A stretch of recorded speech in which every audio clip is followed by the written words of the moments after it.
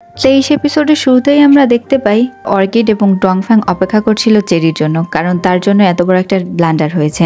এরপরে জেলি যখন এখানে আসে তখন ডংফ্যাং জেলির দিকে একদম বাঁকা চোখে তাকিয়েছিল। ডংফ্যাং হচ্ছে জেলিকে বলে যে তুমি জানো কি হয়েছে। এরপরে ডংফ্যাং এবং অর্কিড বলে যে তাদের সঙ্গে কি হয়েছে। সিয়াংজু তো অর্কিডের পেছনে পড়ে গিয়েছে এবং তার সঙ্গে দেখা করতে চেয়েছে। আর এদিকে শিব্যাংও হচ্ছে ডংফ্যাংকে দেখে ফেলেছে। এবার শিব্যাংও ডংফ্যাংয়ের সঙ্গে দেখা করতে চায়। এখানে জেলি বলে সিয়াংজুর কথা। সিয়াংজুর আর্টের নাম হচ্ছে সুরেন। অর্কিডের সঙ্গে দেখা করতে চাই, তাহলে দেখা করতে হবে। এখানে আমার একটা নতুন প্ল্যান আছে। এরপরে ডংফ্যাং রাগ করে দাঁড়িয়ে যায়। ডংফ্যাং বলে যে সিয়াংজু যা চাই তাই হবে নাকি, এখন তুমি এই কথা বলছো। এরপরে সিয়াংজু যদি অর্কিডের সঙ্গে দেখা করে তাহলে ও এতটাই পাগল, অর্কিডকে সোজাসুজি বিয়ের প্রপোজাল করে দেবে এবং অর্কিডকে সিয়াংজুকে বিয়েও করতে হবে। তুমি এটাই চাও, আমি এসব প্ল্যানের ভিতর নেই। এই কথা বলে ডংফ্যাং এখান থেকে রাগ করে চলে যায়। এরপরে আমরা দেখতে পাই অর্কিড হচ্ছে জেলি প্ল্যানে রাজি হয় এবং এখানে জেলি হচ্ছে অর্কিডকে এমনভাবে সাজাচ্ছিল যাতে অর্কিডকে দেখে সুরান কেন যে কোনো ছেলে যাতে পালিয়ে যায়। এখানে অনেক গাঢ় মেকআপ করে। ডংফ্যাং তখন এখানে এসে জেলিকে জিজ্ঞেস করে কি করছে। জেলি বলে যে অর্কিডকে ভয়ঙ্করভাবে সাজাচ্ছি যাতে সুরান ওকে দেখেই ভয়তে পালিয়ে যায়।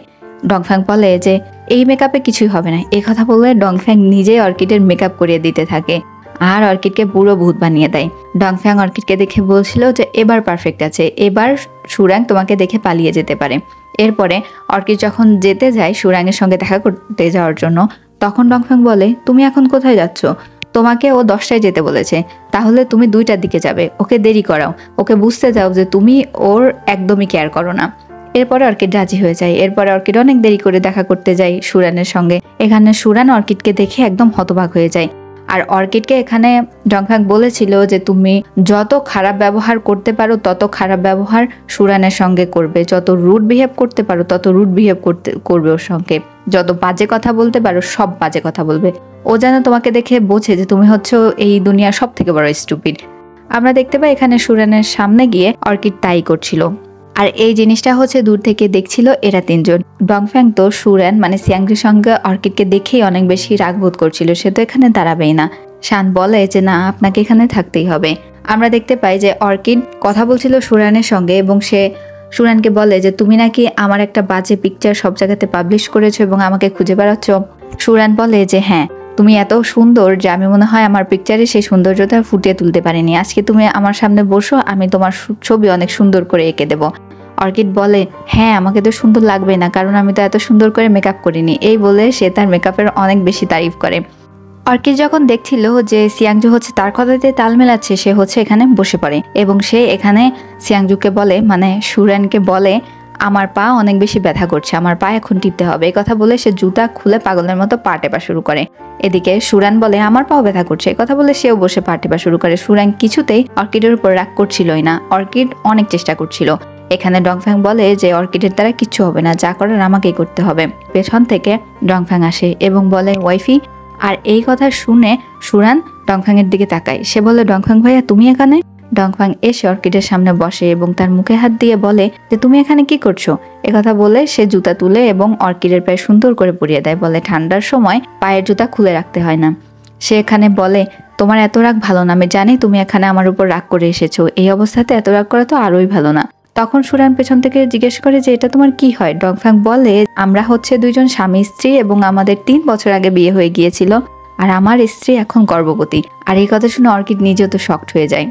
আর এই কথা শুনে সুরানের মনটাই তো পুরো ভেঙে খান হয়ে যায়। সুরান এখানে বসে পড়ে। অর্কিড বলে দেখো সুরানের কি অবস্থা হচ্ছে, ওর হার্ট ব্রেক হয়ে গিয়েছে, ওকে এটা সামাল দিতে পারবে?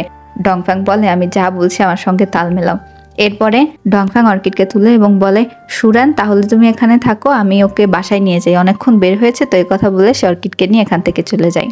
আমরা দেখতে পাই যে অনেক দূরে যাওয়ার পরে রাত হয়ে যায় এবং অর্কিড হচ্ছে এখানে ফানুস ওড়ানো দেখে জিজ্ঞেস করে যে এখানে কি হচ্ছে। তখন ডংফ্যাং বলে যে তুমি কি কোনোদিন আর্টে ফানুস ওড়ানো দেখোনি? এটা হচ্ছে মানুষরা তাদের মনের কথা ফানুসে লিখে এবং এটাকে উড়িয়ে দেয় আর প্রে করে যাতে সবকিছু ভালো হয়। তুমি চাইলেও এটা করতে পারো। এরপরে অর্কিড এই জিনিসটা করতে চায় এবং ডংফ্যাং ও অর্কিড দুইজনই হচ্ছে ফানুস ওড়ায়। ডংফ্যাং প্রে করে যাতে অর্কিড হচ্ছে সবসময় ভালো থাকে, হাসি খুশি থাকে। আর এখানে অর্কিড হচ্ছে প্রে করে যে ডংফ্যাং যাতে সব সময় হাসি খুশি থাকে, ভালো থাকে, সুস্থ থাকে এবং ওর ইমোশনগুলো যেন ফিরে আসতে থাকে, ও যেন ওর ভালোবাসার মানুষকে পেয়ে যায়। আমরা এদিকে দেখতে পাই হচ্ছে শিব্যাংকে। শিব্যাং হচ্ছে এখানে তার সকল বিষয় আশার সম্পত্তি রেখে দিয়েছিল। সে ডিসাইড করেছে যদি সে তার মিস্টার রাইটকে না পায়, অর্থাৎ ডংফ্যাংকে না পায়, ডংফ্যাং যদি তার প্রপোজাল রিজেক্ট করে দেয়, তাহলে সে হচ্ছে তার সকল সম্পত্তি বিলিয়ে দেবে এবং এই শহর ছেড়ে দূরে কোথাও চলে যাবে। একটু পরে আমরা দেখতে পাই ডংফ্যাং আবার দেখা করতে যায় হচ্ছে সুরানের সঙ্গে। এখানে সুরানকে গিয়ে সে জিজ্ঞেস করে সে কি করছে। সুরান বলে যে আমি প্রস্তুতি নিচ্ছি, আমি থেকে 5 বছরের জন্য এই শহর থেকে চলে যাচ্ছি। আর বলে ডংফ্যাং ভাই আমি অনেক বেশি দুঃখিত, আমি জানতাম না যে ও তোমার ওয়াইফ। তখন ডংফ্যাং বলে যে না ঠিক আছে। এখানে ডংফ্যাং এর মনটাও খারাপ হয়ে যায়, কারণ আমরা দেখতে পাই এরা 4 জন যখন এখান থেকে যাচ্ছিল তখন হচ্ছে এক অপরকে বলছিল সুরান এবং শিব্যাং এর ফেট যদি পুরোপুরি ভাবে ফিল আপ না হয় তাহলে তো ওরা আর কোনোদিন ওই ইমোরাল ওয়ার্ল্ডে ফিরতে পারবে না।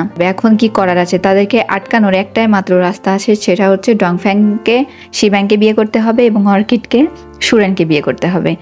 এখন ওরা তো কোনো রাস্তায় খুঁজে পাচ্ছিল না। রাস্তায় যাওয়ার পথে আবার সুরানের সঙ্গে দেখা হয়ে যায়। এবার ওরা একে অপরের দিকে তাকাচ্ছিল। এখানে ডংফ্যাং হচ্ছে অর্কিডকে বলছিল যে সুরানকে কিছু বলে থামাতে। অর্কিড কি বলবে বুঝতে পারছিল না। অর্কিড আবার জেলিকে বলে। তখন জেলি সামনে এগিয়ে আসে। সুরান মাত্রই ঘোড়ায় উঠবে।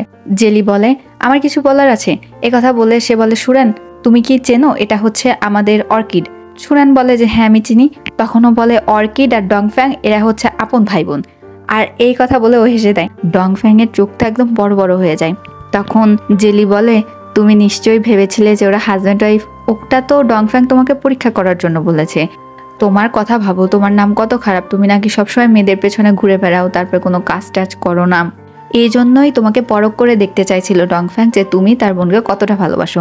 আর এই জন্যই তোমাকে সেদিন ওই কথাগুলো বলেছিল। অ্যাকচুয়ালি এই কথাগুলো কিছুই সত্যি না।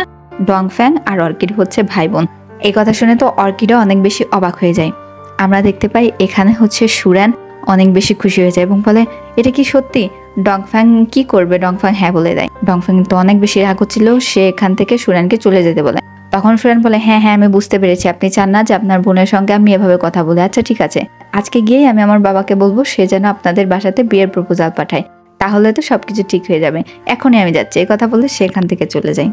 এরপরে ডংফ্যাংরা সবাই হচ্ছে বাসায় চলে আসে। ডংফ্যাং এর মুড তো অনেক বেশি খারাপ। এখানে জেলি আসে এবং ফল নিয়ে আসছিল জেলি। সে বলছিল যে সবার মুড অফ কেন। তখন ডংফ্যাং জেলির দিকে তাকায়। সে বলে তুমি যে কাজটা করেছো। জেলি বলে যে এখন হচ্ছে ডংফ্যাংকে শিব্যাংকে আটকাতে হবে।